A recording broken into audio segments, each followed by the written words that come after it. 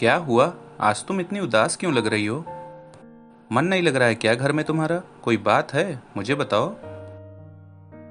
पता नहीं, कुछ दिनों से पापा मम्मी की बहुत याद आ रही है।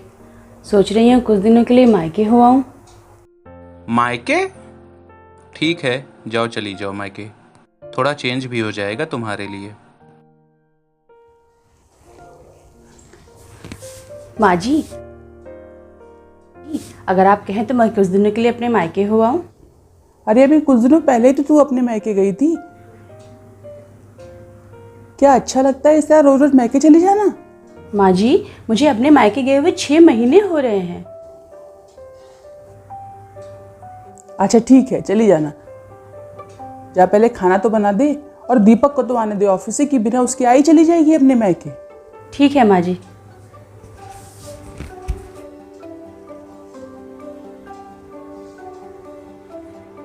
माँ जी, मैंने सारा खाना बना दिया है, यहाँ तक कि रात की भी सब्जी बना दी है। आपको सिर्फ रोटी बनानी है।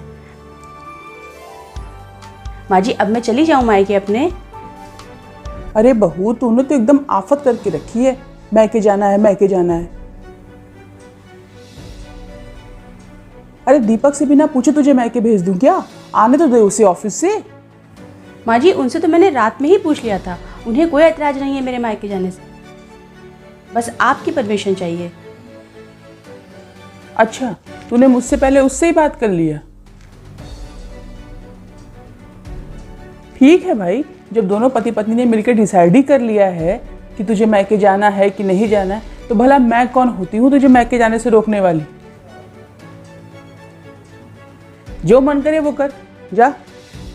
ये क्या बात होती है माँ जी? जब भी मैं मायके जाने की बात करती हूँ आपका मूड ही ऑफ हो जाता है।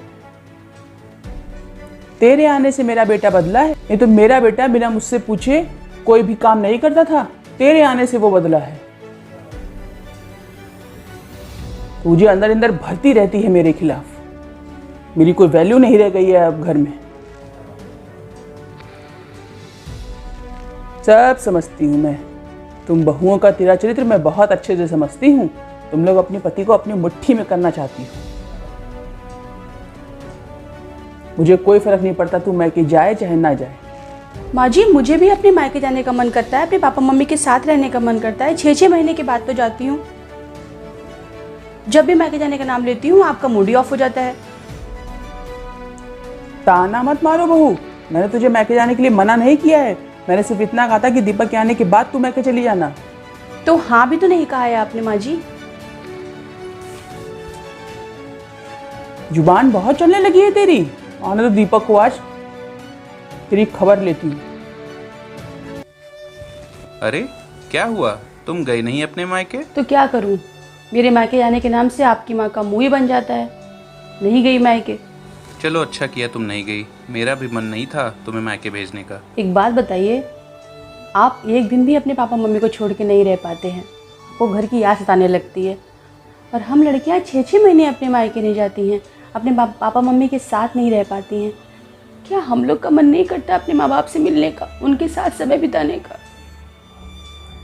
अपने मम्मी पापा से मिलने के लिए मुझे 10 लोगों से परमिशन लेनी पड़ती। मैं शादी करने का मतलब ये नहीं होता कि अपने पापा मम्मी को बिल्कुल त्याग ही दें हम लोग। पता नहीं कितना बड़ा दिल होता है हम लड़कियों का, जो अपने मम्मी पापा को छोड़कर यहाँ ससुराल में आके रहने लगते हैं। मुझे ये सब अच्छा नहीं लगता है। आप ही बताइए, क्या मैं आपके पापा मम्मी का ध्यान नहीं रखती, उनकी सेवा नहीं करती? तो अपने पापा मम्मी के साथ रहने का भी तो मन करता है मेरा।